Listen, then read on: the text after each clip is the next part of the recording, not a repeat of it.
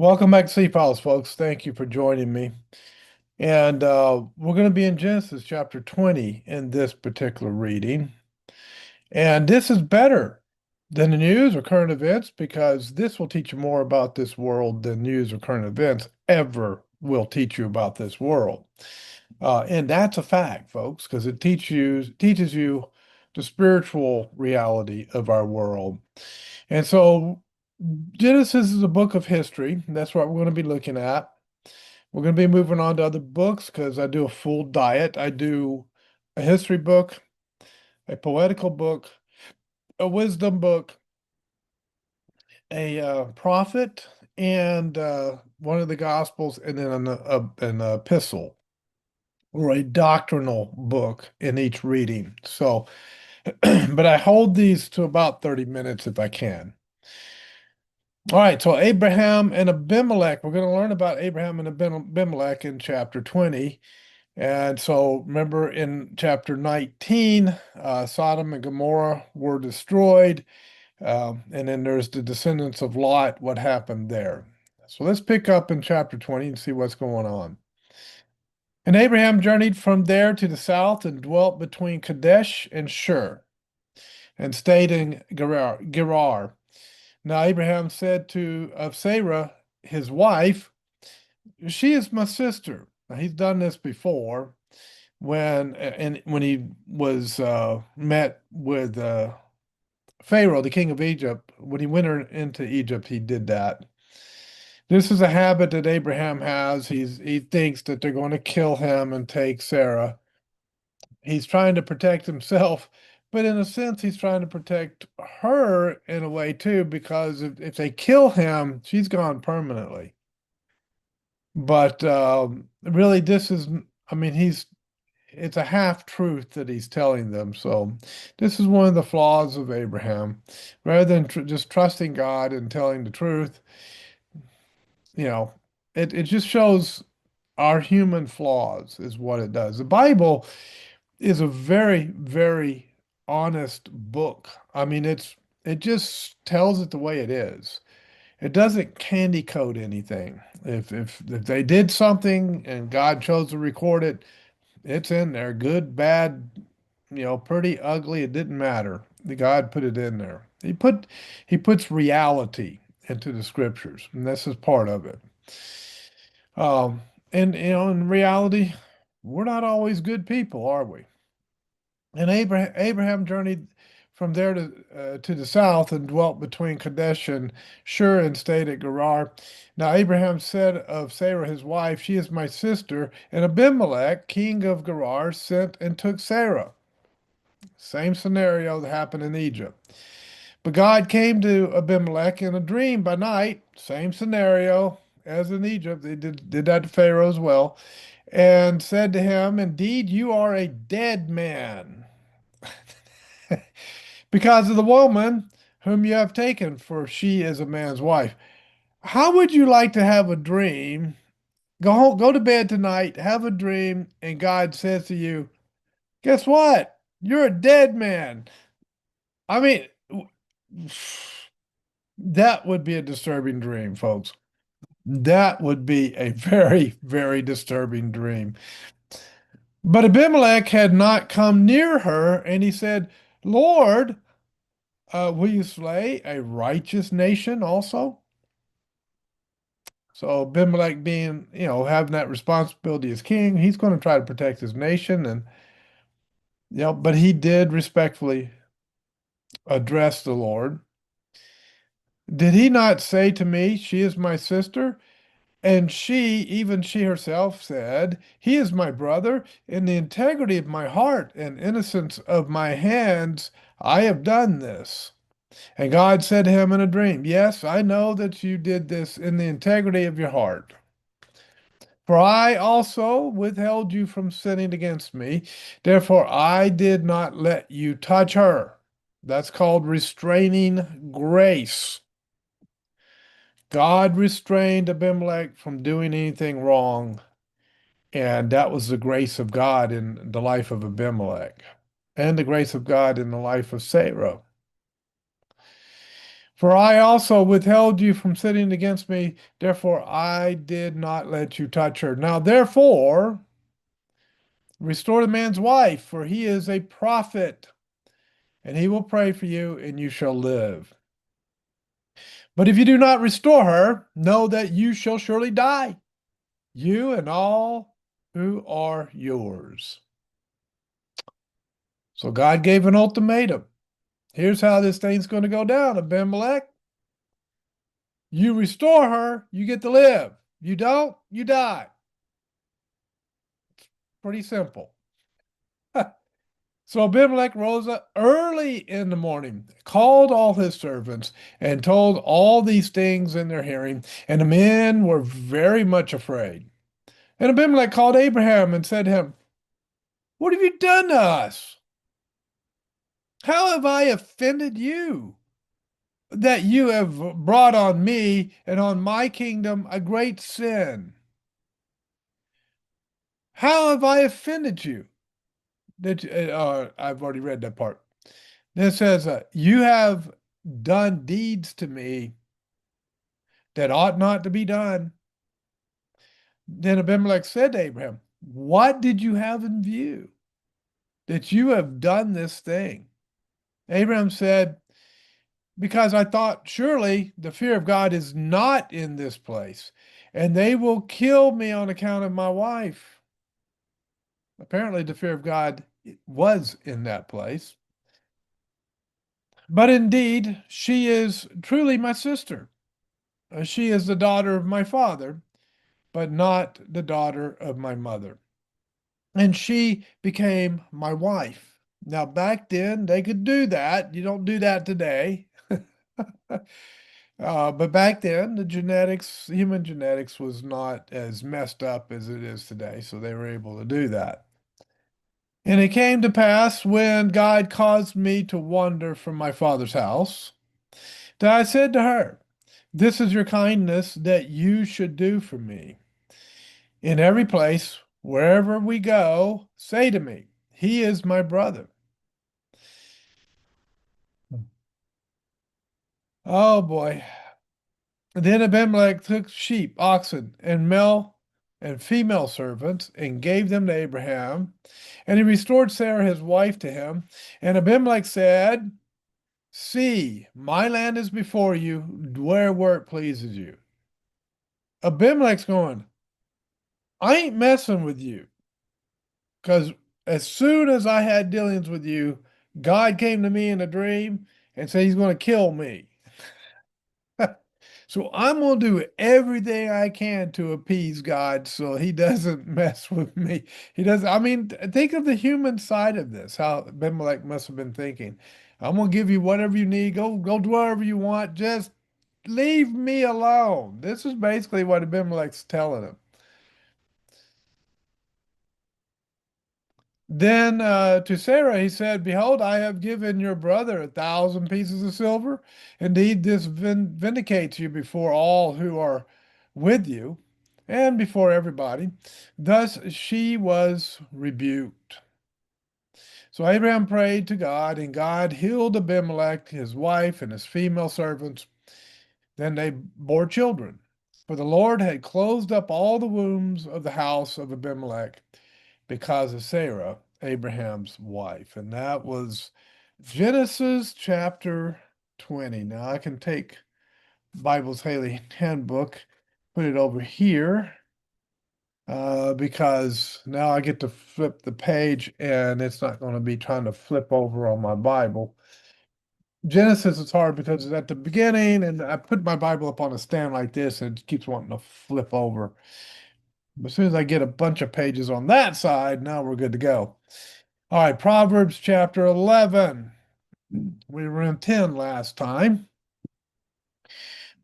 So let's gain some wisdom from a wisdom book. Look, folks, don't take this as, oh, this is boring. If it's boring, go somewhere else. Seriously, if it's boring, go somewhere else. If you don't have a heart for this, just, I mean, this channel's free. I don't make money on this channel. I don't monetize this channel. I'm not interested in turning this channel into a business or a money-making enterprise. or to have advertisers. Um, this is channel is what it is. And if the Bible bores you, they'll do something else. I'm dead serious. But if you want to gain some wisdom, listen closely to what Proverbs has to say. Wisdom, something that our nation has lacked for a very long time, most of my lifetime. Dishonest scales are an abomination to the Lord, but a just weight is his delight. Now, what are dishonest scales? Do I have the other one up here? I do. Let me read it another way. We're in Proverbs 11. All right.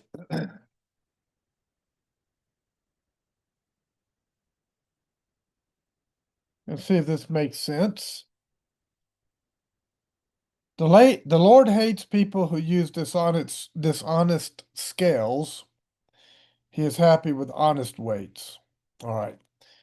How many of you saw that movie Karate Kid?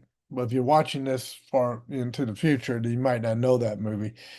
You know, the scene where he goes to Okinawa and they're weighing out the scales for payment, and Daniel exposes that they're using fake weights so that it's a dishonest scale. You put the weight on one side, money on the other side. If once it evens up, that's the right amount. Um,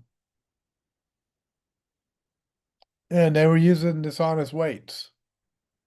And that's what this is talking about. It's just basically talking about cheating people when it comes to money. God doesn't like that. Whatever it might be. It might be fraud, might be embezzlement, it might be um, some kind of those schemes where they call you and it's fake and they're trying to get money out of you, get information out of you. Any of that, those, I can't remember what you call those, scam, like a scam. Any of that would fall into this particular proverb that it's something God hates. And when we do things like that, please understand that it does come back to bite us. And it has nothing to do with karma, it has to do with God Almighty. That the law of sin is that sin always comes back to bite us when we commit it. Verse 2. When pride comes, then comes shame, but with the humble is wisdom. So I think we've learned by now pride is not good, humbleness is. And I think a lot of us have to work on that. I'm still working on not being prideful. I mean, something I've worked hard at. The integrity of the upright will guide them, but the perversity of the unfaithful will destroy them. So here's another contrast. Integrity versus unfaithfulness. So you want to be faithful with people. You want to be a man or a woman of integrity. Riches do not profit in the day of wrath, but righteousness delivers from death. Doesn't matter how rich you are. If wrath is coming upon your city, and of course this is in the context of that period of time when there were walled cities, and if an army came in to put your city under siege and it's about to destroy your city, having money is not going to help you. You're going to die in that siege. I mean, that's what it's talking about. So don't put all your trust in money. Money doesn't resolve all problems. It doesn't resolve everything. It's a tool that we can use. It's an important tool. You got to pay bills, you got to keep the lights on, you got to buy groceries. I mean, that's money's good for those things. But if you're trusting in riches the way people would trust in God, yeah, that's not going to pan out well. The righteousness of the blameless will direct his way aright, but the wicked will fall by his own wickedness. Some of them I'm just going to read, think about what it's saying. I just gave you a few examples by explaining a couple of them. A lot of these I'm just going to read, so think about what they're saying and decipher it. Take some time and decipher it. The righteousness of the upright will deliver them, but the unfaithful will be caught by their lust. When a wicked man, make sure I get that word out, when a wicked man dies, his expectation will perish. Yeah. Yeah, he goes off into eternity under the wrath of God. I mean, that's it. He's done. You know, he's in a horrible situation for eternity. That that's think of that. That's why you fear God, because he's righteous and we're not. That's a good reason to fear him. He can bring judgment. When a wicked man dies, his expectation will perish, and the hope of the unjust perishes. Don't put all your eggs in the temporal life on earth basket. You'll lose all your eggs. Um, the hypocrite with his mouth destroys his neighbor. Yeah. Gossip, false witness against your neighbor. But through knowledge, the righteous will be delivered. When it goes well with the righteous, the city rejoices, but when the wicked perish, there is jubilation. When the righteous are in rule, they treat people the right way. They try to do the right things. They try to govern in a right way so that it actually benefits the people that are under their governance. But when the wicked are in power, they don't care about the people. They just care about themselves. And things go to pot. They just fall apart. By the blessing of the upright, the city is exalted, but it is overthrown by the mouth of the wicked. He who is devoid of wisdom despises his neighbor. A person who lacks wisdom despises his neighbor.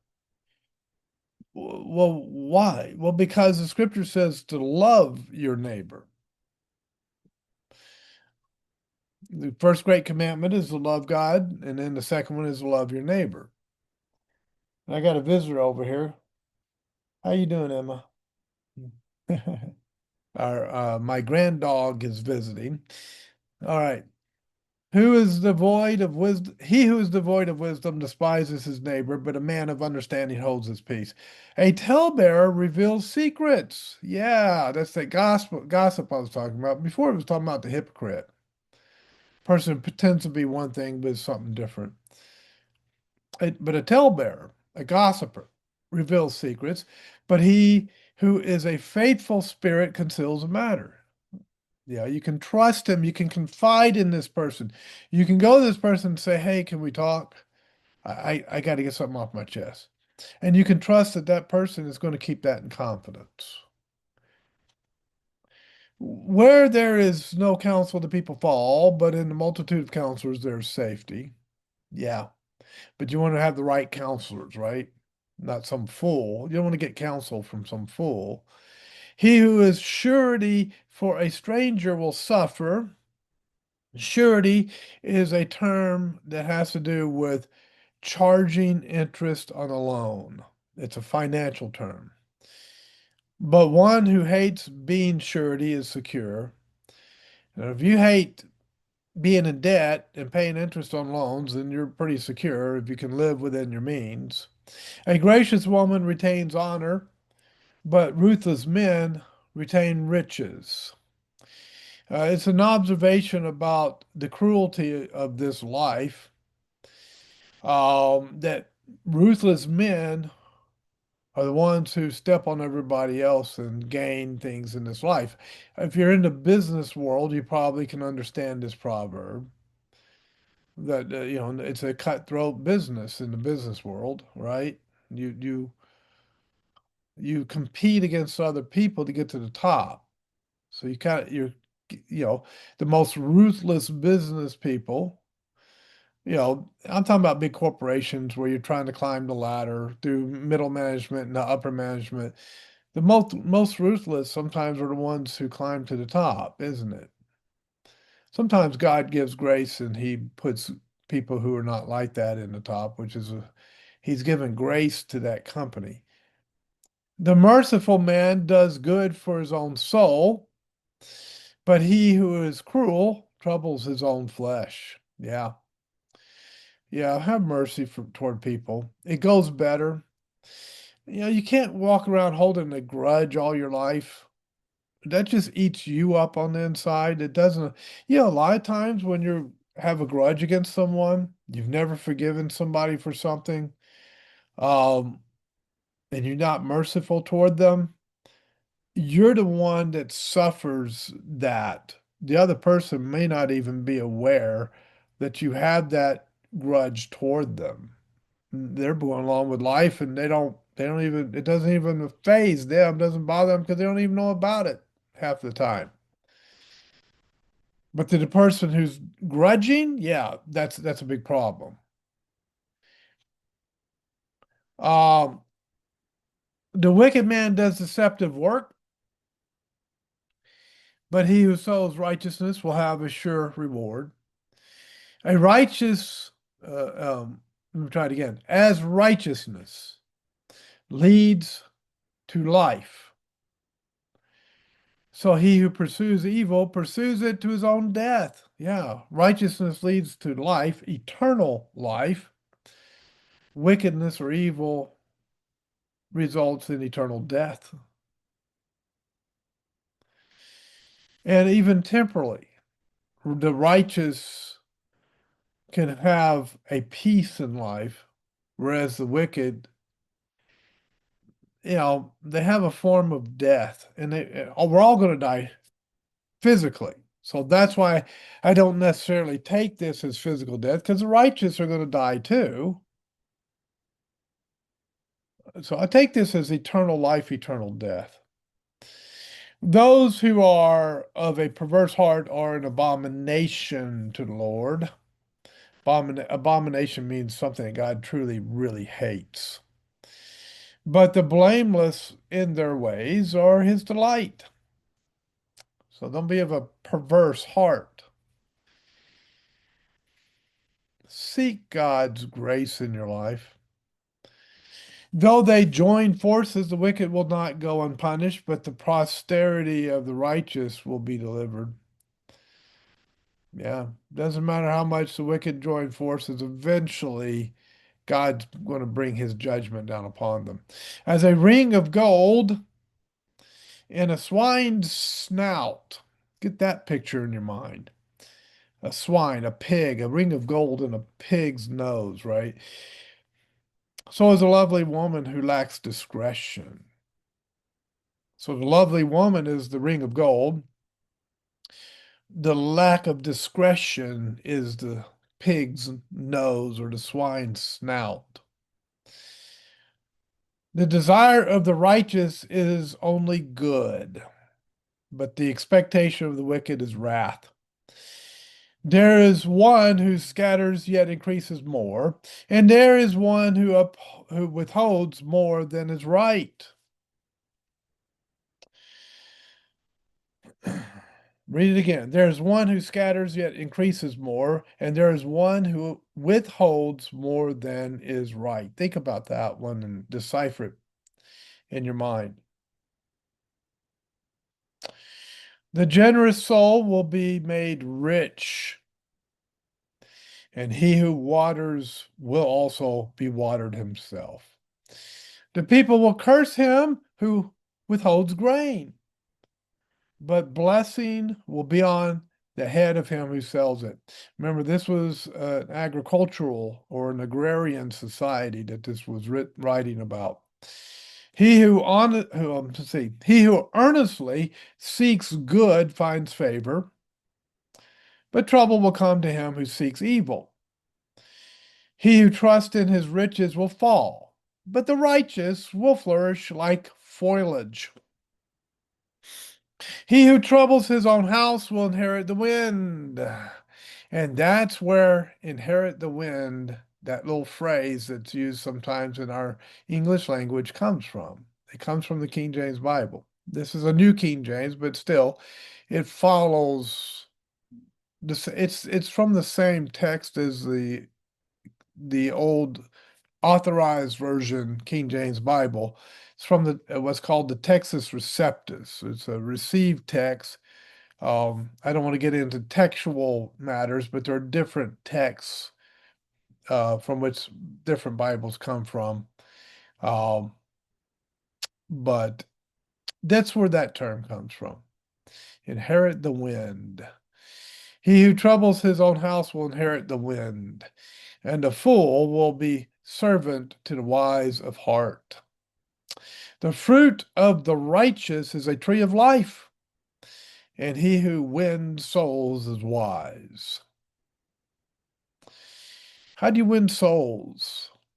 Well, you don't in the sense of you being able to control someone else and bring them to Christ.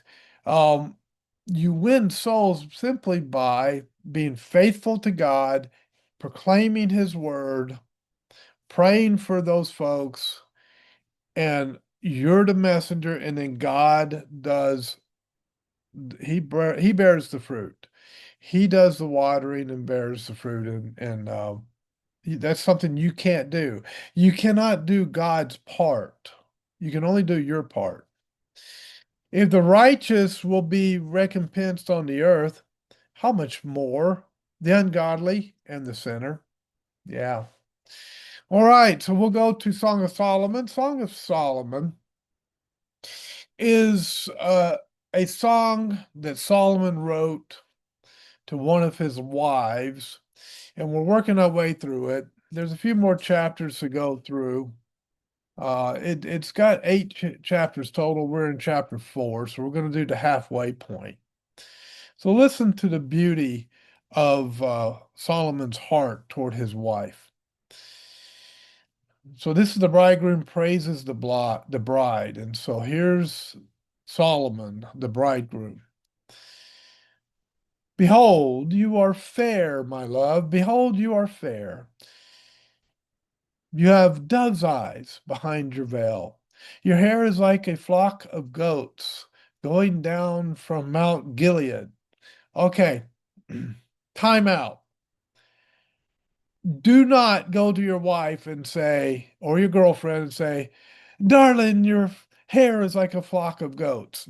Yeah, that's not, that was back then. That was a compliment then. It may not be one today. Okay. You got to remember these are within cultural and time frame context. Okay. So here we go. Your teeth are like a flock of shorn sheep which have come up from the washing, every one of which bears twins, and none is barren among them. Your lips are like a strand of scarlet, and your mouth is lovely. Your temples behind your veil are like a piece of pomegranate. Your neck is like the Tower of David, built for an armory, on which hang 1,000 bucklers, all shields of mighty men. Your your two breasts are like two fawns, twins of a gazelle, which feed among the lilies. Yeah, again, don't try to pull this one on Valentine's Day, okay? Update this to something that would be more appropriate today. Until the day breaks and the shadows flee away, I will go my way to the mountain of myrrh and to the hill of frankincense. You are all fair, my love, and there is no spot in you. Come with me from Lebanon, my spouse, with me from Lebanon. Look from the top of Amana, from the top of Sinir and Hermon, from the lion's dens, from the mountains of the leopards. You have ravished my heart, my sister, my spouse. You have ravished my heart with one look of your eyes. with one link of your necklace. How fair is your love, my sister, my spouse? How much better than wine is your love, and the scent of your perfumes than all spices. Your lips, oh my spouse, drip as the honeycomb. Honey and milk are under your tongue, and the fragrance of your garments is like the fragrance of Lebanon. That part's okay. A garden enclosed is my sister, my spouse, a spring shut up, a fountain sealed. Your plants are an orchard of pomegranates with pleasant fruits, fragrant henna with spikenard and saffron, calamus and cinnamon, with all trees of frankincense, myrrh and aloes. With all the chief spices, a fountain of gardens, a well of living waters and streams from Lebanon. And then the Shunammite woman, the spouse, the wife, responds back. Awake, O north wind, and come, O south, blow upon my garden, that its spices may flow out. Let my beloved come to his garden and eat its pleasant fruits.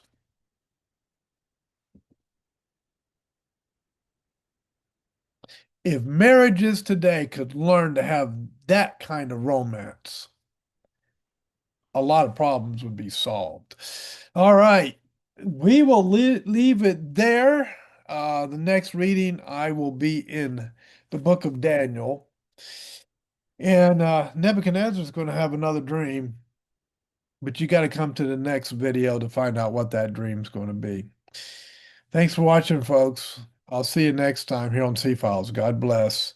And don't forget to hit the like and subscribe button if you want more of this content.